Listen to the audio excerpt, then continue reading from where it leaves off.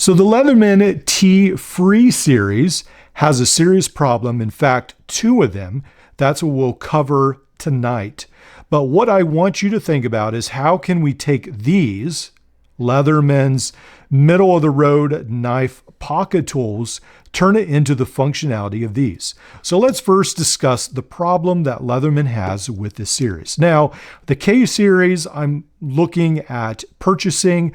I actually have never been that interested in it, but I think I should probably get them. So I'm a little bit more familiar with that series, and they actually look a little bit nicer. So I'm don't have a problem with that. But this free T series, I do have a problem.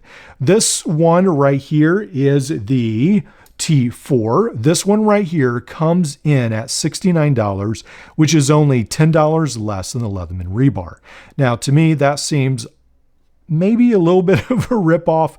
That seems very, very expensive. So we've got a file, we've got the pry tool, we've got the scraper, we've got the knife, we've got the scissors, we've got the awl with the screwdriver on the end and the Phillips screwdriver. We've got a pair of tweezers right here. It does have a nice pocket clip. I do like the scales on it to some extent. I think that's all fine. But when we bring it up against the Power Pint, look at that. I understand the Power Pint has a tiny little knife, and that's what this is, a knife-based tool. But for real, is the knife really worth that much? So you can get two Power Pints for the price of this tool right here. Or for $10 more, you can get a whole Leatherman rebar. Or if you want to save $10, you can buy the Leatherman Bond. I don't see why the Leatherman T4 is even in production to some extent. I don't know that it fills in any gaps in the market. Please prove me wrong. I'm sure a lot of you will say it's something you use every day. I just don't really see the value in it. Then with the T2, you do have the knife. It is a little cheaper. You have far less tools. You've got the awl, the Phillips screwdriver. You've got this pry tool, the scraper as well. So you don't have the scissors, the tweezers, a couple of the other tools as well. So it is $49. So again, you could essentially buy the bolster, which I'm not a huge fan of, but you could buy the bolster, which has a decent set of pliers for the price of this. So again, if you're all into knives, I don't know if you're going to carry the Leatherman Free series.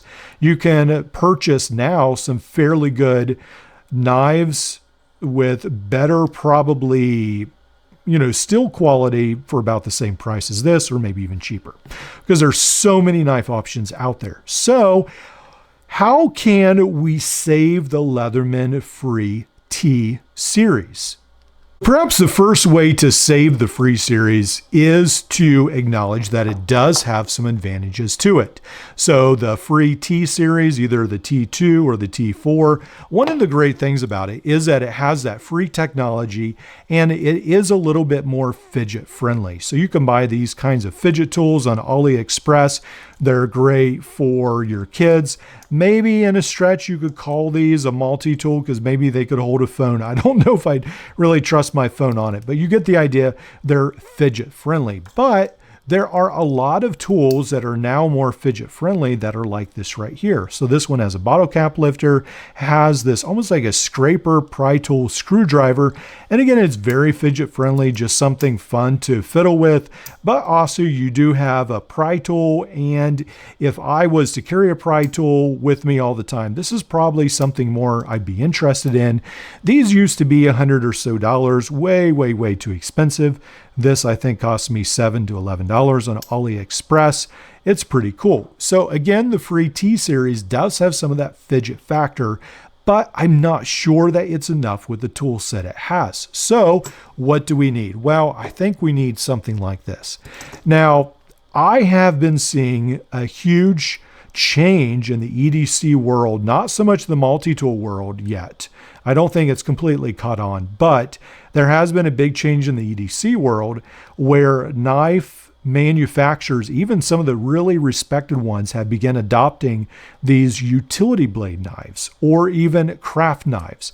I forget the exact craft knife blades, but not just the small ones like the Prybrid X. There's one that's sort of in between. there are some knife manufacturers that their knives are very expensive, maybe $200-300, and they just feature some of these replaceable knife blades. Now, this one I found on AliExpress. I did switch out my laser engraved blade I bought off of Etsy, I think, or eBay.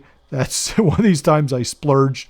I went ahead and bought that right there because I thought it was sort of cool to test it out. It does accept more normal, regular utility knife blades. What I like about this, again, we've got a fidget factor. We've got magnets right there. We've got a really nice pocket clip, very smooth handles, very nice to carry in the pocket. Notice that it's very thin. It's magnetic. It's got some of that fidget factor. It can even carry an extra blade. To me, even at $33, I think I paid for this, it's almost punching above its weight because it has a lot of really cool features. So for me, this is a pretty cool tool right there. I think we need some wow factor on the free T series a little bit more than we have. And one of the first problems, again, I think Leatherman needs to adopt a utility blade system. If they want to exchange a blade knife, that's fine. Whatever they want to do, they need to adopt something that completely differentiates this from the free K series, the other knife-based series. I think they're too close. I believe that something like this with a utility knife, maybe something like this, even though I'm not really thrilled with all these small blades, I don't think that's necessarily the way to go.